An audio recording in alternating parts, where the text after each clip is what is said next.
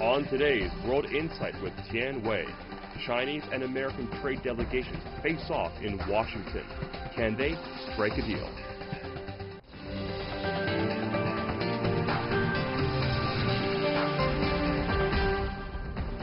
Hello and welcome to World Insight with me, Tian Wei. The program is coming to you live on CGTN. We begin with our program in Washington, where another round of U.S. China trade talks are in progress.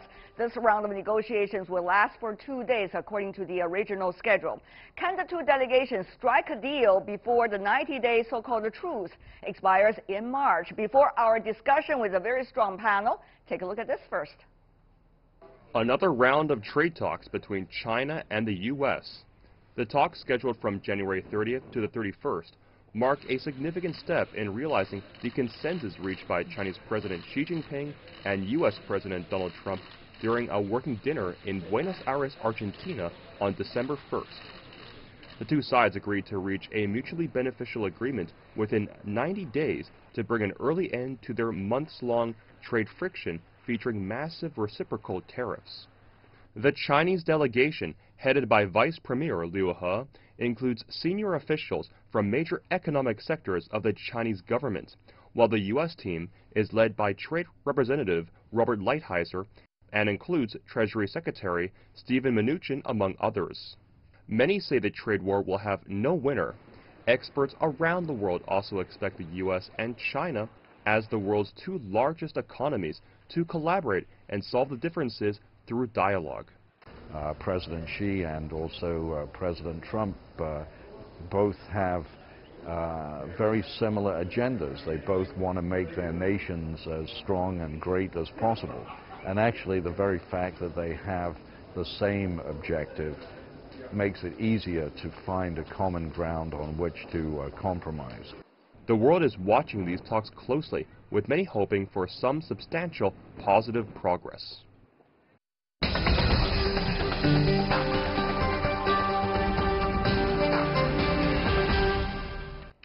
For the latest on the U.S.-China trade negotiations, we have in Washington Jeffrey Schaub, Senior Fellow on the International Trade Policy and Economic Sanctions at the Peterson Institute for International Economics.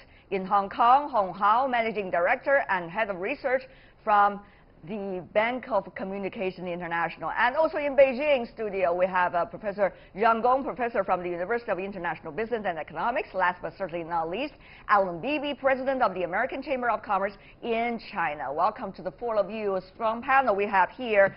A lot of attention of the world is focusing on this round of trade negotiations. Let me start by talking to you, Mr. Beebe. Now, can we see this round of talks being instrumental to lay the foundation for the next one? What are some of the barometers you are observing or looking at? Well, I think there are three key barometers, if you will, that we're focused on, and these are the areas that we've really been focused on since these trade tensions began. Yeah.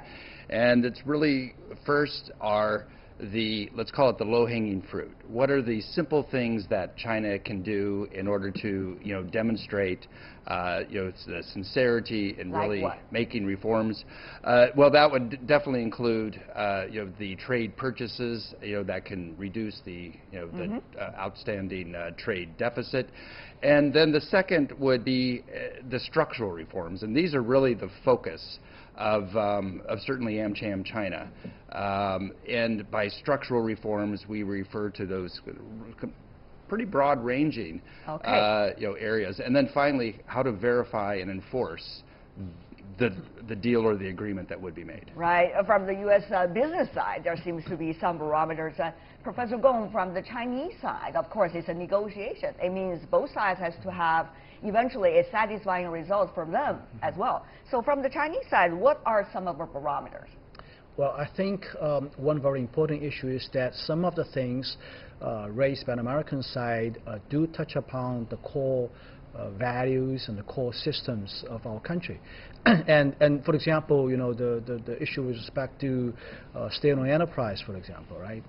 These are the issues probably is quite difficult for the Chinese side to So what are some compromise. of the barometers that I'm asking you that the Chinese sides are looking at if it is a successful negotiation? Well, I think, of course, if we can come to a conclusion with respect to tariffs, if we don't have the tariffs be raised to 25% by March the 1st, it's a great achievement. All right. And of course, we would hope that we can reach some kind of agreement with respect to those structural issues. All right. And Mr. Shah, it's good to have you once again. Great to talk to you on the trade issues once again. But let me know about your thought, particularly with the principles that the two presidents reached out toward one another during the G20 summit in Argentina. Of course, this round, the second round, since then. So how are the principles likely to be implemented? That's an interesting thing, isn't it? And combined with what the two gentlemen has been illustrating to us, the barometers they are looking at. Well, I think it's very positive that the two presidents are deeply engaged in this process. On the U.S. side, no deal is going to be made and sustained unless President Trump agrees. We had several false starts last year. And so I think it's very constructive that President Trump is meeting with the Chinese delegation today in the White House, and that he plans to meet with President Xi Jinping to try to secure a deal before March 1st. Well, certainly the presidents are having their hands-on, in a way, in this very crucial negotiation. This is already the second round. Mr. Hong, your perspective, how the principle G20 likely to be implemented this time?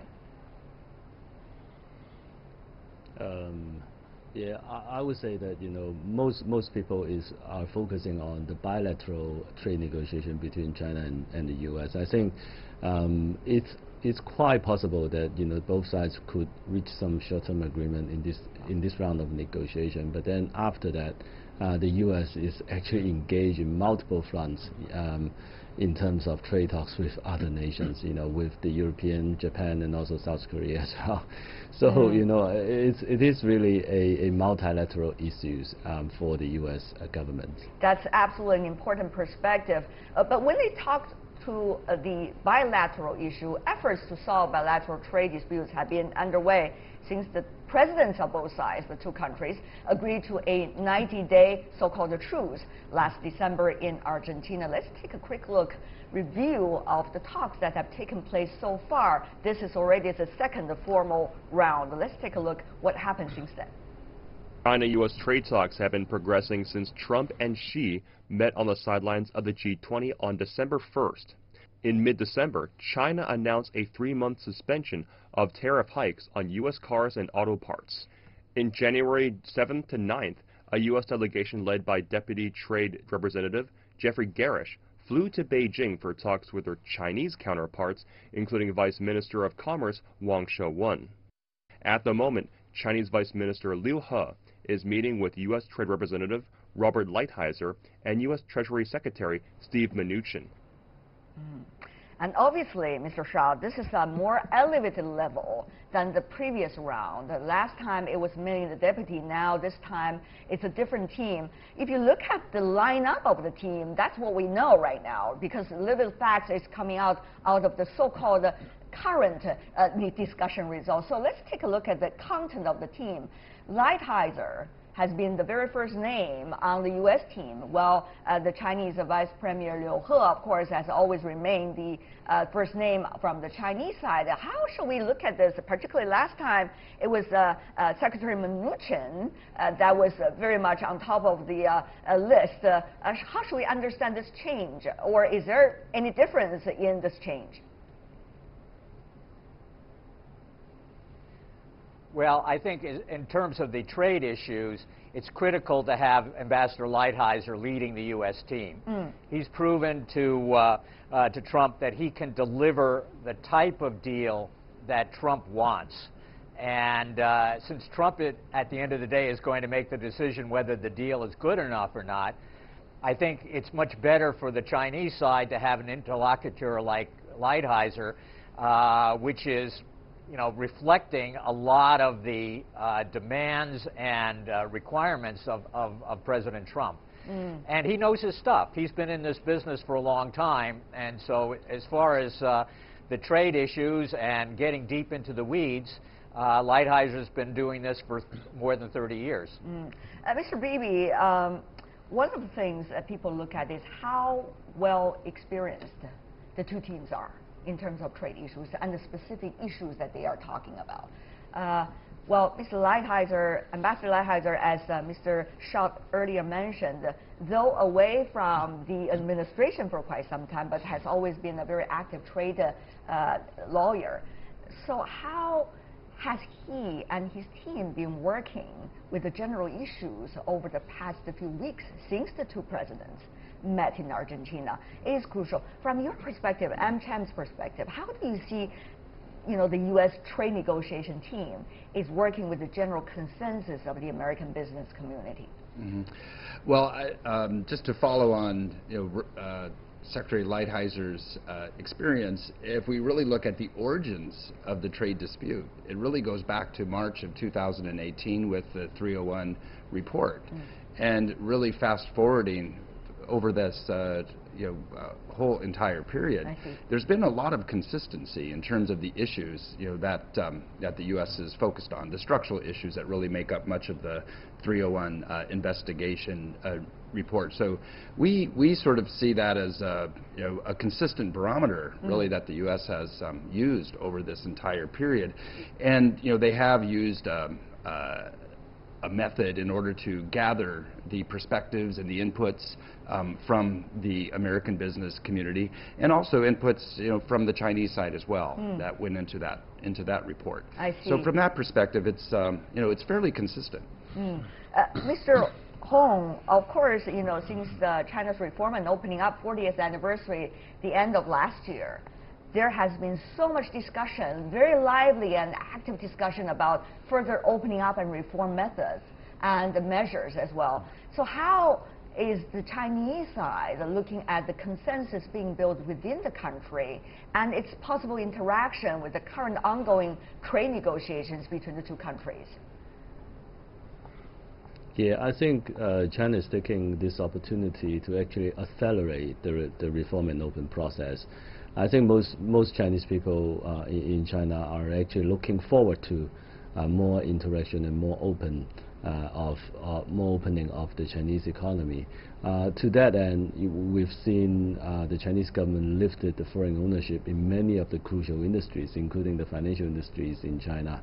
And also they changed the foreign investment law. Entity law, investment laws, for them to be able to operate on an equitable platform, together with the Chinese players as well. So many of things are happening, and obviously it shows the determination of China becoming an even more open economy. So obviously, Professor Gong, both sides have done somewhat their homework. Sure. It seems, from illustrated by these gentlemen. But the question is whether the homework are done in the same direction. Will that bring more consensus and common ground between the two sides, Professor? Well, I think there's no doubt that the two sides are trying to work out a deal. They're working towards the same direction.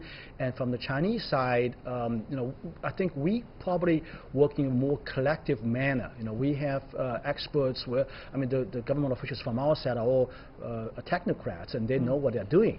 So we probably working in a collective manner. But I think I want to add a note on Mr. Lighthizer. He's very experienced. There's no doubt about this. He's been in this business for 30 years, and has been very successful in striking out a deal with Japan, a long time ago. But I do want to make a point that Lighthizer's overall philosophy with respect to trade, with respect to investment here in China, is a little bit different, I think, from the communities you would represent. I think he is a strong believer that is a little bit critical, as a matter of fact. I don't mind pointing this out. That there's a massive offshoring or massive investment from the United States to China several years ago. I mean, over the last 20 years, he's very critical about this point. So I think overall, even though I think the American companies here operating in China share the same concerns as he has expressed mostly in that Section 301 report. But at a very fundamental level, I think he has a very different philosophy. That is a very interesting point. And not just Ambassador Lighthizer himself, but also within the American business community itself. Mr. Beebe, you're working with your members every day. There are very different views about how the negotiations should proceed, in which area, to what extent, and how much good so-called atmosphere needs to still maintain between these two economies. So, Mr. Beebe, how do you see the U.S. will be able to delicately balance that? I mean, represented by this team now in Washington discussing with the Chinese side. Yeah. Well, first, there, of course, is the American business community in China that AmCham China we represent, but Ambassador Lighthizer is really addressing the entire American economy and many companies that are not here in China. So I think we do need to keep that in perspective. Right. At the same time, within our member community, we did a survey at the end of August, early September, asking our members how they're being impacted by the tariffs, how they feel about the tariffs. And there's a broad consensus that American companies in China don't like the tariffs. They don't want the tariffs. And how many American companies are in China? Well, there's certainly thousands. Within our member community, we have around 900 member companies, and all the names that that would be well known. Right. But of course, it also depends by sector. And one of the key points that we do make, both to the U.S. government and to the Chinese government, is that American companies have done well in China. They have benefited, from China's incredible economic growth over the years. But at the same time, there have been some long-standing issues that have really been common to many of our member companies, both in terms of the structural issues on the ability to operate independently, market access issues, and then in terms of the operating environment, the business environment, to ensure that there's a level playing field in terms of the enforcement of laws and regulations and how they're interpreted. And I respect the fact that you repeated some of the talking points of the American Chamber of Commerce in your white paper and things. But Mr. Shaw, to you as well, that balance. I mean, different companies have different priorities when it comes to relations with China and the Chinese market. Some want to seek much more cooperation. Others probably want to have an entry point. There are others who also want to elevate their business presence in China.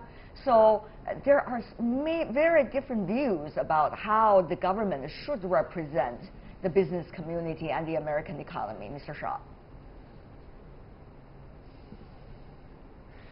Yes, but I think there is a consensus among businesses, among exporters, among investors, that they need greater policy predictability, greater certainty on the policy environment.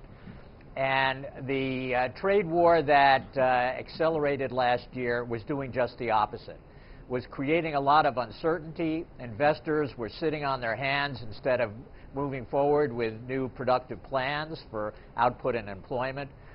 And so I think the talks here are at least aiming at a very constructive first phase for a ceasefire and to allow both sides to begin to set priorities for medium-term reforms that will deal with long-standing problems with the enforcement of intellectual property in China and around the world, and in opening up a more level playing field for foreign investors in the Chinese market. China has made some very important steps in the last few months, particularly on the draft foreign investment law, which looks like it will be enacted in March. And I think that is going to be a useful contribution to the talks and the eventual agreement that hopefully will be made in the coming weeks. Right. And I have to respect Mr. Hong for your point you made earlier that it is not just a bilateral issue, it is also a multilateral issue. For the United States, for example. It could also be for China as well with other business partners as a result of this round of U.S.-China negotiation. So, Mr. Hong, how do you look at that? What kind of precedents and what kinds of starting point will the U.S.-China trade negotiations for the two economies to deal with the others? Let's talk about the U.S. first. Well, one has to... Let's talk about the U.S. first. Yeah, well, we don't have to look very, very far. I mean, you know, as late as in 1980s, you know, the U.S. was engaged in a sort of a trade disputes with Japan. So I think that trade disputes lasted for over 10 years.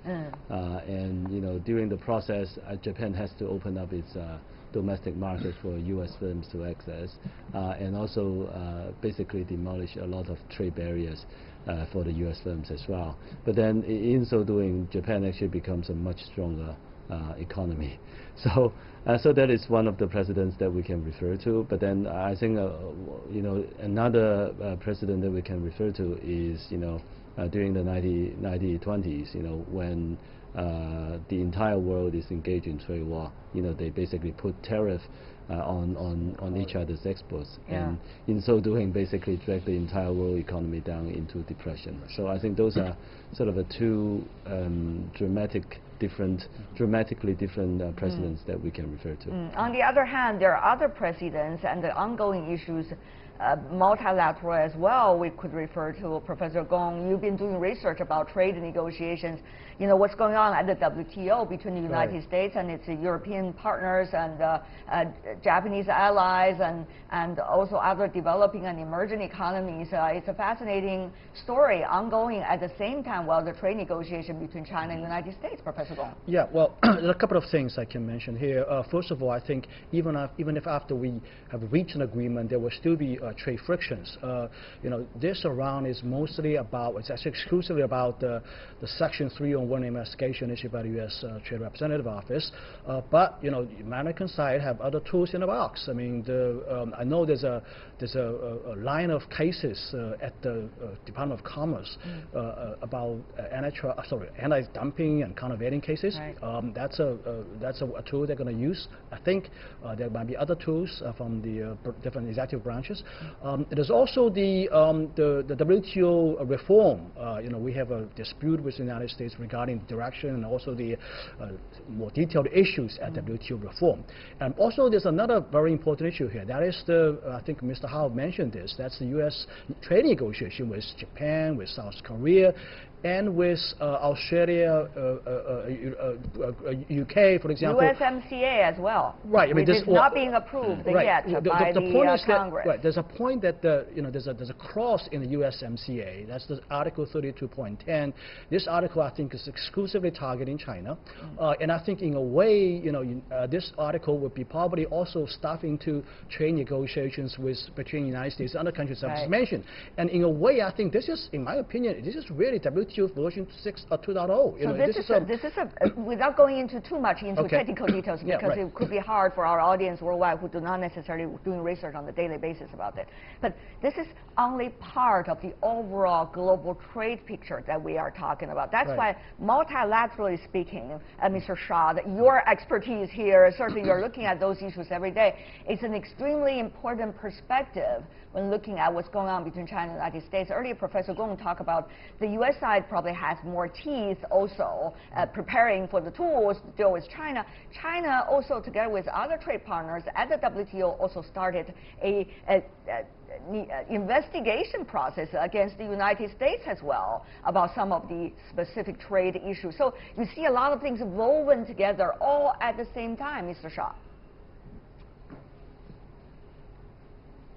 Yes, it means my desk is pretty full. Oh, I can tell. But I can the tell. important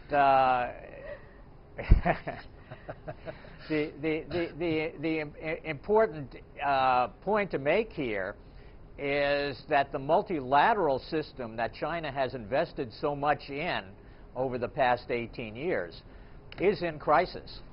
And the ability to use the multilateral system to resolve disputes in an objective way is in danger of failing. That should be a big concern for China, in part because the United States is focusing much less on the multilateral issues and much more on resolving trade disputes on a bilateral basis. So I wouldn't take heart in that you have this multilateral process going on at the same time. It is very fragile, and unless there is some breakthroughs, it may not be able to produce the type of good results that we've seen in the past.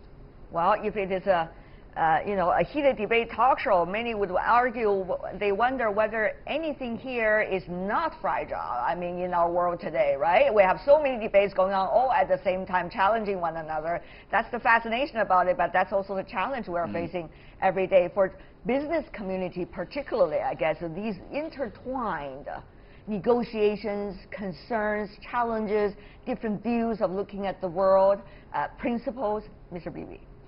Well, there's no doubt that this is not a predictable environment for business, whether you're investing or on a daily, basis, just to make practical business decisions in China and the U.S. So certainly the community is looking for predictability, without a doubt.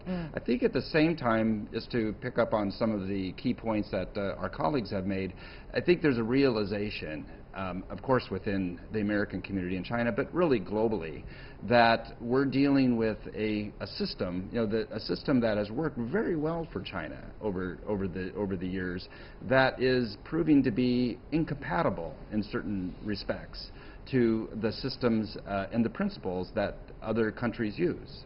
So I think it's going to be, as part of these negotiations, it's going to be interesting to see to what degree will there be compromise, as it relates to China's economic system and the reform and opening up. So from that point of view, I think we hear very often from our member companies that, in fact, yes, this is a trade dispute, and at the same time, in parallel, we see all the signs of China's commitment to continue reform and opening up, but they're very connected. They're actually interchangeable.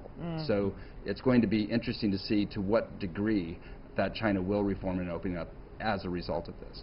See, there are very different opinions about how the system works in both countries, and also how to read each other's systems. The negotiation, at least the function of it for now, could serve as a communication channel for both sides, really at the top level, to know exactly how the systems are being operating on a daily basis at each other's place. That, at least, is a starting point. Absolutely. And we are talking to an absolutely fascinating panel about the ongoing U.S.-China trade negotiations. Stay with us here on World Insight with me, Tian Wei, as we continue our debate into the U.S.-China trade talks.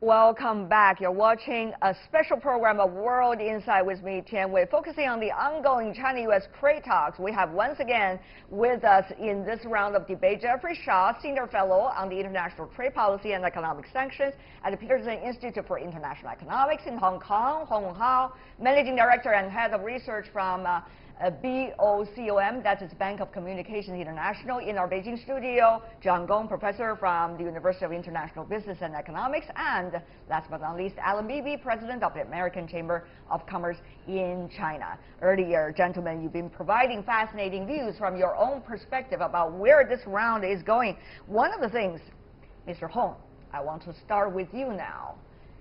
Whether this round of trade discussion is going to be about trade, or is it going to be, focusing on ideology, or is it going to be a much pragmatic approach to the issues that are existing as outlined by both sides? Which is likely to help us resolve the problem from your perspective, Mr. Hong? Yeah, well, let us hope that it's focusing on the economic issues. This is the business people talking.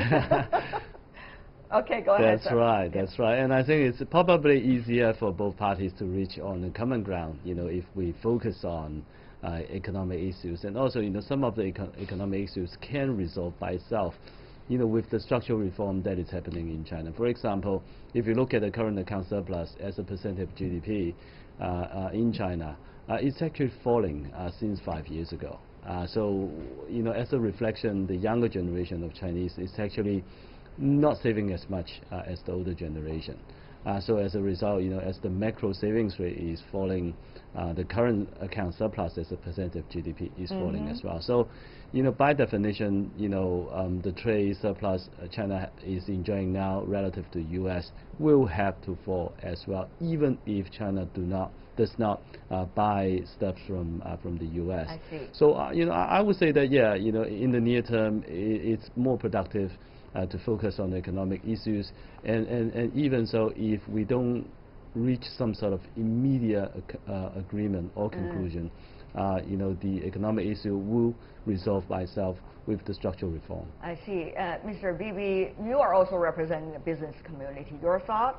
Can we be pragmatic, or are we going to focus on something that we'll not be able to resolve during whatever rounds of discussion because they seem to be long-term issues? Well, I would completely agree. We want to be pragmatic, and we want to focus on the economic issues. That's what we do, as the American Chamber. That's, I guess, one of the hopes through this 90 days, period, is that number one is that the two sides can come together in terms of increased understanding, maybe not 100% understanding of the domestic issues, that are facing each of our countries, and really what can we expect from a deal. While there could be some low-hanging fruit, some easier things, it's what we're really hoping for, and I would say that the American business community is hoping for, is enough specificity in terms of a framework or a blueprint in terms of when, how deeply, and in what form will changes that would improve the overall climate. The 5 Ws, as we always say in our trade. Okay, so we got the business views. What about from the academics, like Mr. Shah, like Professor Gong? Mr. Shah, you go ahead. Well, pragmatic, yes, but the issues are much more complex than the simple solutions that have been laid out so far. The first stage agreement, reached hopefully in early March, could include some purchasing commitments and commitments to the reforms that are already in train on foreign investment in China and increasing enforcement of intellectual property laws in China. That's already baked in the cake. And trade negotiators, I can tell you this from experience, the best thing that you can do is commit to things that are already being done in your country. And so this is what the Chinese officials are doing.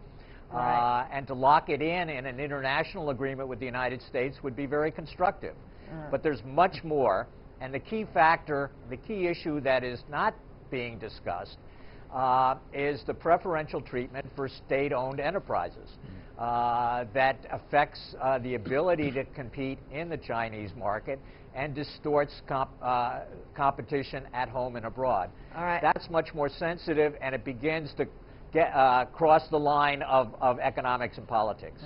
A lot of issues, 90 days, pragmatically speaking, how many things can be covered and can be covered in depth? And by the way, both sides have different priorities, Mr. Gong. Well, I've always held this opinion that the ideological elements in this dispute between China and U.S. is actually not many. I think it's overblown here in China as well as overblown here in the United States. And look at the issues raised in the Section 301 report. I think very few of them barring the issue just mentioned by Mr. Shaw regarding the state-owned enterprises, I think most of these things are not ideological in nature. And I think probably it's also in the long-term interest of China to rectify and reform these things. I think the issue really is to what extent the two sides are constrained by domestic politics when it comes to make concessions. And that's a very difficult issue, I think. We're going to talk about that part a bit later, but for now, I think that we talk about the business side, we talk about the academic side. One of the things we really need to mention are the numbers, because the numbers are the facts. In the Wall Street Journal survey of economists, 85%, take a look at this, of respondents said the U.S. economy was tilting downwards, and that's the perception at least. Among them, 47% blamed the U.S.-China trade war as the biggest threat. 20% cited stock market disruptions, and 13% pointed to slowdown in business investment. Of course, the three factors are intertwined and interlinked with one another. If you're doing business, you know that very well. So, Mr. Bibi, uncertainty, uncertainty, and uncertainty. That's the key word I heard at the just concluded World Economic Forum in Davos, more than any other time that I've been there over the past decade. So how will the two sides be responsible to lessen the uncertainty, Mr. Bibi? Well, I think we'll have to ask President Trump and President Xi in terms of how they could provide that comfort, right? And I think we've been living with uncertainty and unpredictability for at least a year and a half now, approaching. So I think clearly the business community is looking for signs of that. And I wanted to come back to a few of the points that our colleagues made. One on the role of state-owned enterprises, and secondly around the new foreign investment law that's in draft form and through its second passing. I think that yes, the state-owned enterprises are, you could say, an issue, but they're large. They're the result of a larger kind of system that's worked very well for China, but is, as I mentioned earlier, becoming increasingly incompatible. One of the other barometers that I'd like to sort of bring back as it relates to this is how is the private sector being viewed in China? Our view is that what's good for American companies is also good for Chinese companies, especially for private Chinese companies. We'll see about that. Another factor is about stock market, isn't it, Mr. Hong? I mean, you are monitoring the stock market every day. Certainly, you know the drama going on the boards in both countries, whether it's in China or in the United States. So uncertainty once again there. How will this round be able to calm the market and also bring back more confidence in the economy and investment? Yeah, I think market participants really looking forward to some sort of agreement. And also some sort of good-hearted discussion from both sides. Back in the fourth quarter last year, we've seen tremendous, historic, epic volatility, market volatility ripple across the U.S. markets. I think the Chinese market sort of reached a bottom, at the end of October. And I think then the Chinese investors here actually started to look forward, because in the fourth quarter last year, we've seen Chinese trade numbers absolutely plunged, and that's probably one of the worst export data we've seen in years. But the Chinese market were able to look past that, and then looking forward to this round of negotiation. Hopefully, will bring us some sort of a satisfactory results from these talks. Mr. Shaw, I want to bring out another point before we wrap up today's discussion to the four of you. We are seeing this round of discussion of trade between China and the United States. It coincides with a lot of very interesting timetables in the other areas as well. The U.S. government partial shutdown, for example, it's possible going back to shutdown as well. The election, leading up to the election, two parties' own actions and interactions. Meanwhile, you got the Brexit, the French demonstration, the Yellow Vest as well. And At the same time, between U.S. China, there are other things going on. You know, the end of February likely to be the discussion about the DPRK and the United States, and not to mention the other factors. So you've got so many timetables very much concentrated before and around March the 1st. That makes the picture ever more unpredictable and interesting, if I could use that adjective, sir. Well, life is always unpredictable, but well, I have a you philosopher do what on you my can panel. with the opportunities you have. Yeah. Go ahead, sir. But there's an opportunity. There's a great opportunity by March 1st to achieve a ceasefire and prevent the frictions from getting worse, and to build a foundation to try to unravel some of the problems that were created last year. All right. I think we need to take advantage of that. Right. Mr. Hong, how important it is that both sides, not just China, not just the United States, but both sides in the negotiation, take care of each other's concerns? Well, it is extremely important. After all, it's a negotiation process. You know, even though China is having, you know, over $500 billion worth of trade surplus against U.S., but you know, China is a very important provider and supplier for many of the U.S. companies and U.S. consumers as well. So you know, if there are, you know, additional tariff to be put on Chinese exports, you know, just imagine how high the U.S. inflation is going to be, and how obliged for the U.S. Fed to raise interest rate after that. Wow. So I think the consequence would be unimaginable. So I think for both parties' sake, you know, let's hope that, you know, we have some satisfactory outcomes. All right. Unfortunately, we only have 20 seconds for both of you. 20 seconds for you, Mr. Beebe, before we wrap it up. I hope that we hope that the negotiators can focus on the structural issues. They obviously can't be resolved in 90 days, but there would be a clear blueprint with enough specificity that everybody has confidence that they'll happen. Okay, 20 seconds for you, Professor Gong. I certainly hope that we're going to reach agreement, but I think the overall relationship is not going to go back to as it used to be, as Mr. Kissinger has pointed out. Especially, I think, aside from the economic issues, I think at the technological level, the companies are already happening. CFIUS is moving to FEMA.